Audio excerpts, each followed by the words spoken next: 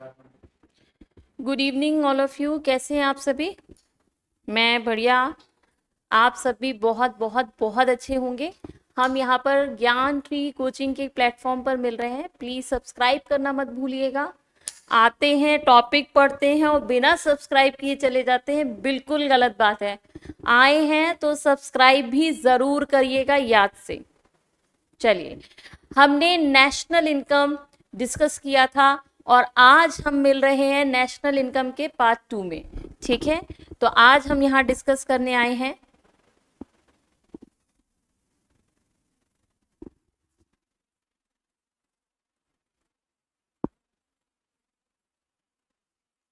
National income,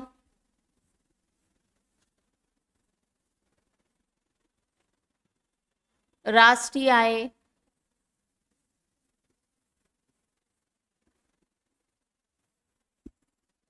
का part 2। ठीक है, देखिए, आप जितना ज़्यादा आप लोग सब्सक्राइब करेंगे हमें भी बहुत अच्छा लगेगा, हमें भी एक मोटिवेशन मिलेगा। फिर हम सारे टीचर आपके साथ आएंगे एक क्वेश्चन बैंक लेकर, जो रिसेंट में एक डिफरेंट डिफरेंट एग्जाम्स में आए हैं, और उनको भी आकर हम आपसे डिस्कस किया करेंगे समय समय पर। तो प्लीज़ सब्सक्राइब करिए, ज़्यादा ज़्यादा जुड़िए, है ना, ताकि हम भी जल्द से जल्द आपसे रेगुलरिटी में आके मिल सकें। और आ जाते हैं नेशनल इनकम पार्ट 2 पर। लास्ट क्लास में मैंने आपसे डिस्कस किया था कि अ, जैसे एक राष्ट्रीय आय होती है वैसे एक परिवार की आय होती है।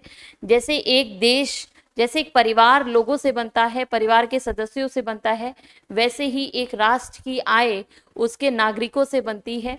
देश का नागरिक चाहे देश के अंदर रहे चाहे देश के बाहर चला जाए, उसकी इनकम देश में ही ऐड होती है, क्योंकि उसी से देश है और वो देश का हिस्सा है, तो उसकी इनकम देश के हिस्से में आकर ऐड होगी।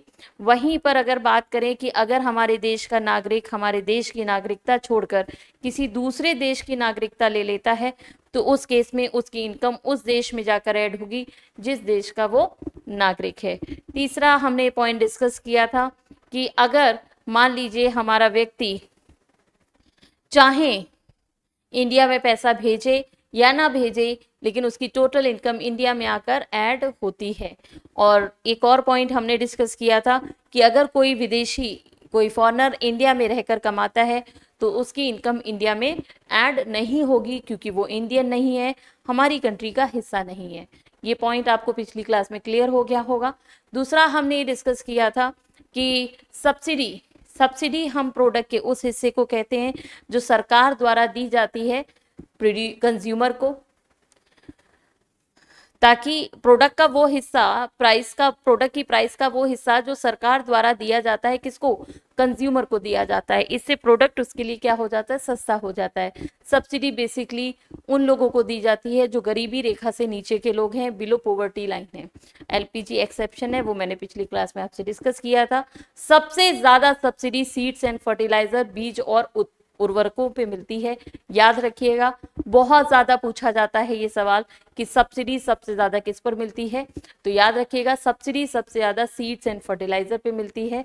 हमने दूसरा डिस्कस किया था कि डेप्रिसिएशन, एप्रिसिएशन, प्रॉफिट और लॉस, अधिमूल्यन, अवमूल्यन और ह्रास मूल्यन में क्या अंतर होता है। तो हमने कहा था कि जब भी आप किसी प्रोडक्ट पे डेप्रिसिएशन का केस लगेगा कि एप्रिसिएशन की, प्रॉफिट या लॉस का, इस केस को लगाने से पहले सबसे पहले आप ये देखिए कि वो प्रोडक्ट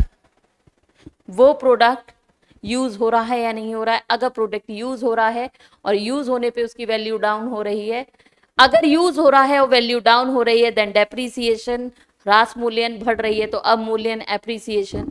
यूज नहीं हो रहा है, रखे रखे प्रोडक्ट की वैल्यू बढ़ जा रही है, तो प्रॉफिट नहीं यूज हो रहा है और रखे रखे घट जा रही है, तो उसे हम लॉस कहते हैं। ठीक है, यहाँ तक हमने डिस्कस किया था। आ जाते हैं नेक्स्ट पॉइंट पे, डिफरेंस बिटवीन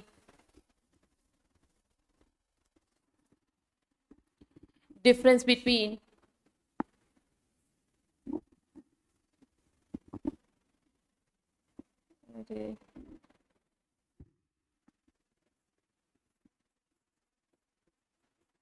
फैक्टर कॉस्ट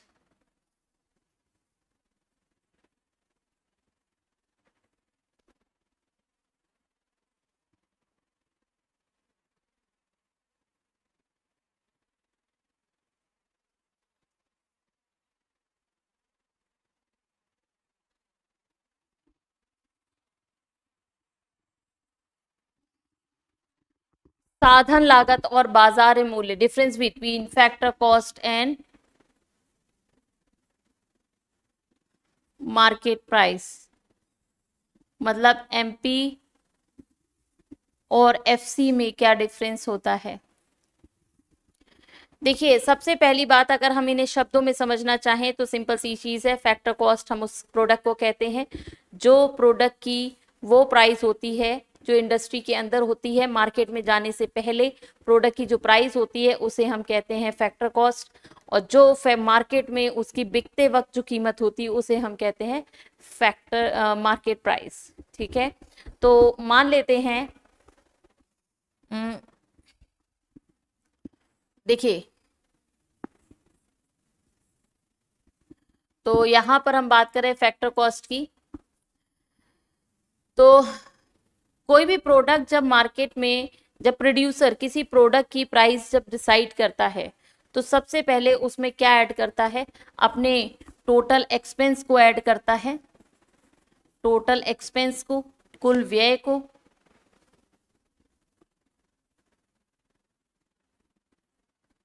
कुल व्यय को ऐड करता है, और इस टोटल एक्सपेंस को ही कहते हैं हम क्या, कॉस्ट प्राइस, मतलब लागत मूल्य।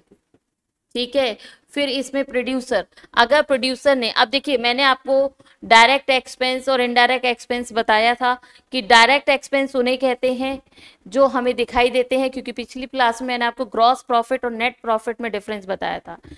ग्रॉस प्रॉफिट कैसे निकाला जाता है, जब हम सेलिंग प्राइस में से माइनस कर देते हैं डायरेक्ट एक्सपेंसेस, मतलब वो एक्सपेंसेस जो हमें दिखाई देते हैं, और जब हम डायरेक्ट एक्सपेंस माइनस करते हैं तो हमारा जो निकलता है वो होता है हमारा ग्रॉस प्रॉफिट, और जब हम उसमें से माइनस करते हैं इनडायरेक्ट एक्सपेंसेस, वो खर्चे जो हमें दिखाई नहीं देते हैं, तो हमारा निकलता है नेट प्रॉफिट, शुद्ध लाभ।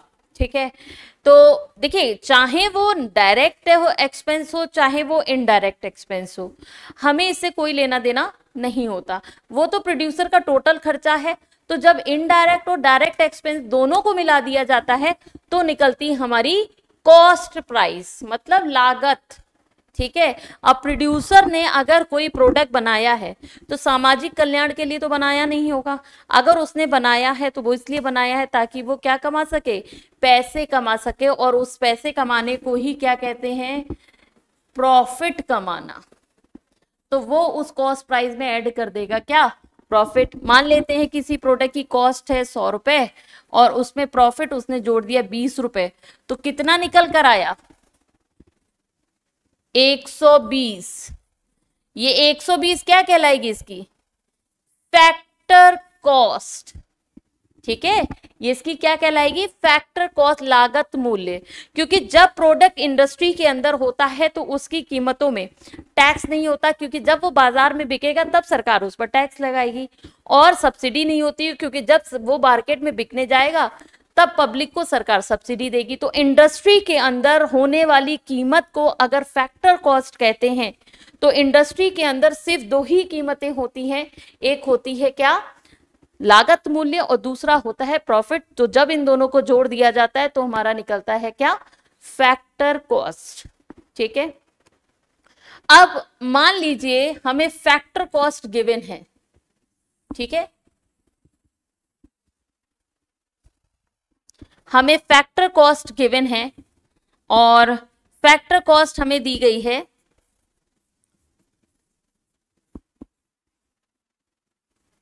120 रुपए। ठीक है, 120 रुपए हमारी फैक्टर कॉस्ट है, और इस पर सरकार ने टैक्स लगा दिया है। मैंने अभी आपको थोड़ी देर पहले बताया था पिछली क्लास में, इसी की नेशनल इनकम के पार्ट 1 में, कि डायरेक्ट टैक्स वो होते हैं जो जिस पर लगे हैं वही पे करता है। तो यहां पर अगर प्रोडक्ट की प्राइस में कोई टैक्स ऐड हो रहा है, इसका मतलब वो डायरेक्ट टैक्स तो नहीं हो सकता। वो कौन सा टैक्स है, वो इनडायरेक्ट टैक्स है, क्योंकि वो लगा प्रोड्यूसर पर था, लेकिन प्रोड्यूसर प्राइस में, प्रोडक्ट की प्राइस में ऐड करके किससे वसूल कर ले रहा है, कंज्यूमर से वसूल कर ले रहा है। तो सरकार ने जो इनडायरेक्ट टैक्स, जिसको हिंदी में बोलते हैं अप्रत्यक्ष कर, कंज्यूमर पर लगाया, कितना लगाया, मान लेते हैं सरकार ने इनडायरेक्ट टैक्स उस पर लगाया 40 रुपए, तो ये प्लस होगा कि माइनस, तो जोड़ेंगे तो प्लस होगा, तो कितना आ गया 160 रुपए। ठीक है, तो यहां पर इनडायरेक्ट टैक्स प्लस हो गया। अब सरकार ने कहा इस प्रोडक्ट पर हम आपको सब्सिडी दे रहे हैं 90 रुपए की, 90 रुपए की हम क्या देंगे, सब्सिडी। मतलब ये 90 रुपए 160 में से 90 रुपए कौन देगी, सरकार देगी। मतलब कंज्यूमर को जो 160 रुपए मिलेंगे वो दो जगह से मिलेंगे, 90 रुपए सरकार से मिलेंगे और जो बचे हुए हैं वो जनता देगी, पब्लिक देगी, कस्टमर देगा। तो हम इस 90 रुपए को तो माइनस कर देंगे, क्योंकि ये 90 रुपए तो अब सरकार देने वाली है, हमारे ऊपर तो आएगा नहीं। तो 160 में से जब 90 माइनस कर देंगे तो कितना बचेगा बच्चा, 70 रुपए। तो ये इसकी कहलाएगी क्या, मार्केट प्राइस।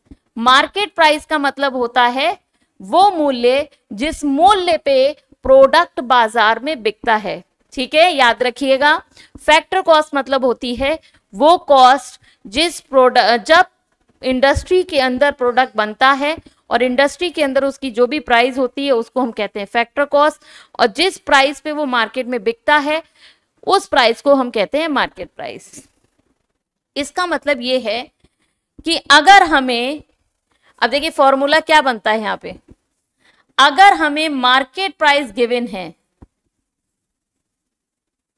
मार्केट प्राइस निकालनी है सॉरी, और हमें फैक्टर कॉस्ट दी हुई है, फैक्टर कॉस्ट कितनी दी हुई थी, 120 रुपए, तो उसमें अगर हम इनडायरेक्ट टैक्स को माइनस कर दें,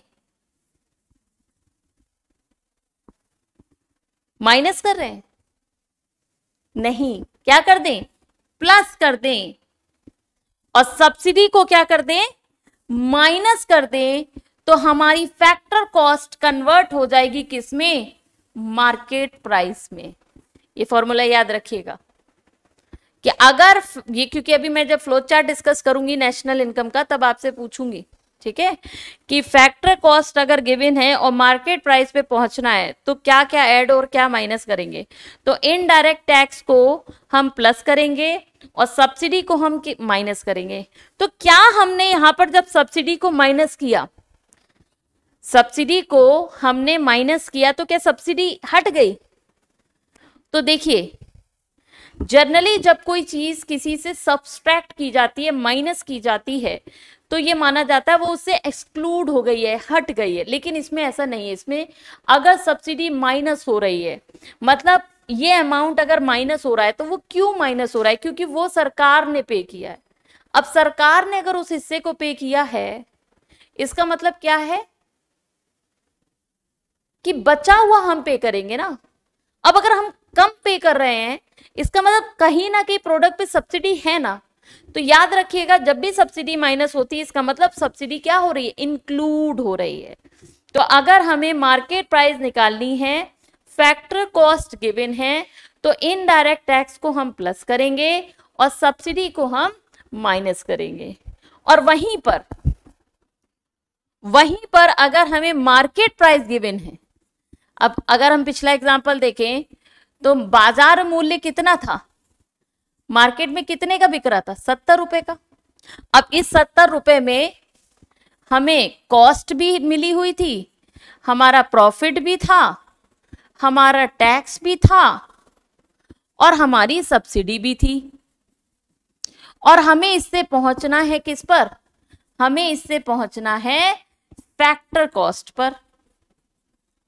जबकि फैक्टर कॉस्ट में सिर्फ कॉस्ट और प्रॉफिट होता है, सिर्फ क्या होता है, कॉस्ट और प्रॉफिट होता है। मतलब कौन सी दो चीजें नहीं होती हैं, इनडायरेक्ट टैक्स नहीं होता है, सब्सिडी नहीं होता है। इसका मतलब अगर हम मार्केट प्राइस में से इनडायरेक्ट टैक्स को हटा दें और सब्सिडी को प्लस कर दें, मतलब सॉरी, अगर हम इनडायरेक्ट टैक्स को हटा दें और सब्सिडी को हटा दें, तो वही मार्केट प्राइस हमारी कन्वर्ट हो जाएगी किसमें, फैक्टर कॉस्ट में। क्योंकि मार्केट प्राइस में चारों चीजें दी हैं, कॉस्ट, प्रॉफिट, इनडायरेक्ट टैक्स और सब्सिडी। और फैक्टर कॉस्ट में सिर्फ दो ही चीजें होती हैं, कॉस्ट और प्रॉफिट। तो अगर हम मार्केट प्राइस में से उन दो चीजों को हटा दें जो फैक्टर कॉस्ट में नहीं होती हैं, तो यही मार्केट प्राइस कन्वर्ट हो जाएगी किस पे, फैक्टर कॉस्ट में। तो आइए, क्या इनडायरेक्ट टैक्स इसमें कितना लगा हुआ था, तो देखिए इनडायरेक्ट टैक्स कितना था, 40।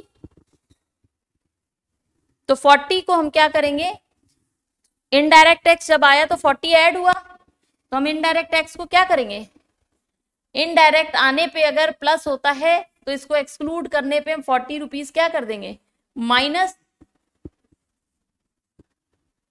तो अब इनडायरेक्ट टैक्स हट गया। अब बची सब्सिडी। सरकार कितना दे रही थी, देखिए सरकार कितना दे रही है इस पे, 90 रुपए। अब सरकार ये 90 रुपए देना बंद कर दे तो ये 90 रुपए इसमें जुड़ जाएंगे, तो कितना आ जाएगा, 120। और 120 में हमारी 100 रुपए कॉस्ट थी और प्रॉफिट कितना था, 20 रुपए। देखिए 100 रुपए हमारी कॉस्ट थी और 20 रुपए हमारा प्रॉफिट था, तो फैक्टर कॉस्ट थी कितनी, 120 रुपए। तो आप देख लीजिए यहां पर हमारी फैक्टर कॉस्ट कितनी निकल कर आ रही है, 120। ठीक है, तो इसका मतलब फॉर्मूला क्या बनता है कि अगर हमें जीडीपी मार्केट प्राइस पे निकालनी है और हमें जीडीपी, देखिए अभी इस पे मत ध्यान दीजिए कि जीडीपी क्या होता है, सिर्फ इस पे ध्यान दीजिए कि अगर कोई चीज हमें मार्केट प्राइस पे दी है तो हम फैक्टर कॉस्ट पे कैसे पहुंचे, और फैक्टर कॉस्ट पे दी है तो उसे मार्केट प्राइस पे कैसे लेकर आए। तो जीडीपी अगर मार्केट प्राइस पे दी है, निकालनी है, और जीडीपी की फैक्टर कॉस्ट दी गई है, तो फैक्टर कॉस्ट को मार्केट प्राइस में कन्वर्ट करने के लिए क्या करेंगे, इनडायरेक्ट टैक्स को हटाने के लिए क्या करेंगे, माइनस, और सब्सिडी को हटाने के लिए क्या करेंगे, क्या करेंगे प्लस। तो क्या आ जाएगा हमारा, जीडीपी एट मार्केट प्राइस। और वहीं पर अगर हमें जीडीपी फैक्टर कॉस्ट निकालनी है और जीडीपी मार्केट प्राइस दी है,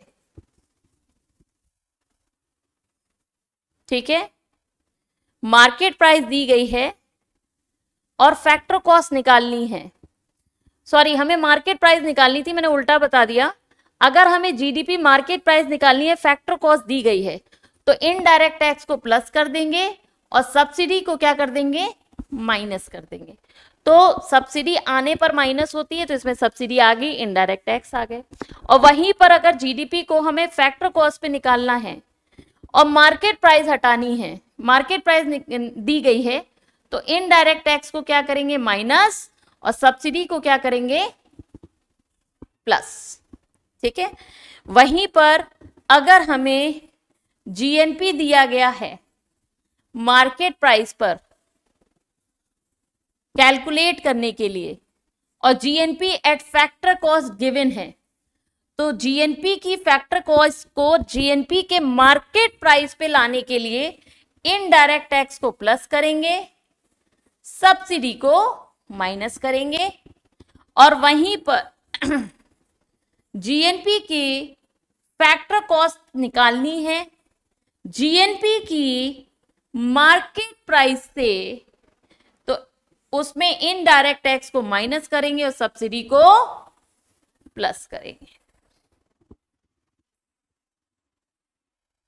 ठीक है, चलिए, और वहीं पर हमें एनडीपी की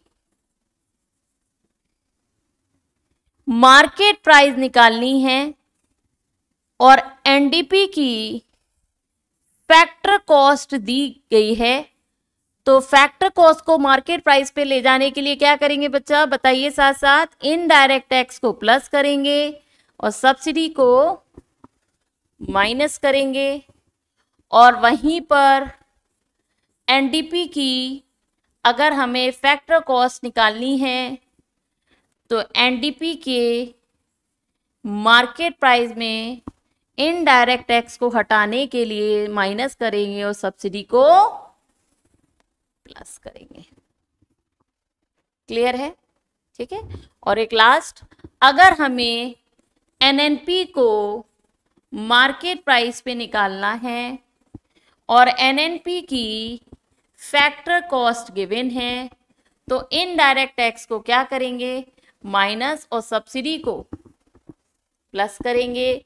और वहीं पर अगर हमें NNP at FC factor cost calculate करना है, NNP at market price given है, तो इनडायरेक्ट टैक्स को माइनस करेंगे और सब्सिडी को प्लस करेंगे। कुल मिला के आप देखिए सिर्फ सारे फैक्टर्स कॉमन है, बस ये प्लस आईटी माइनस आईटी ये सब हो रहा है।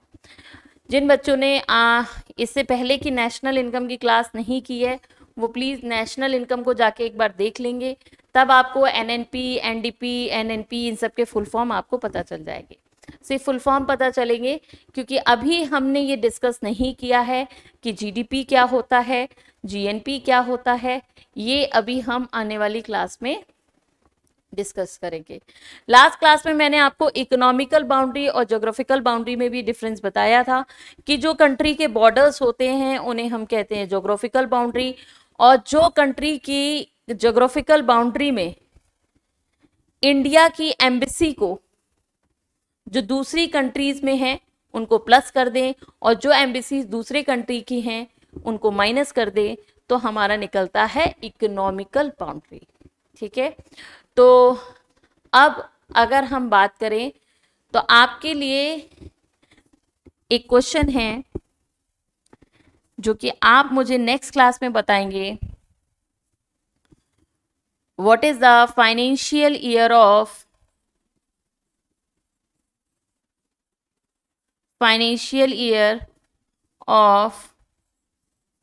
आरबीआई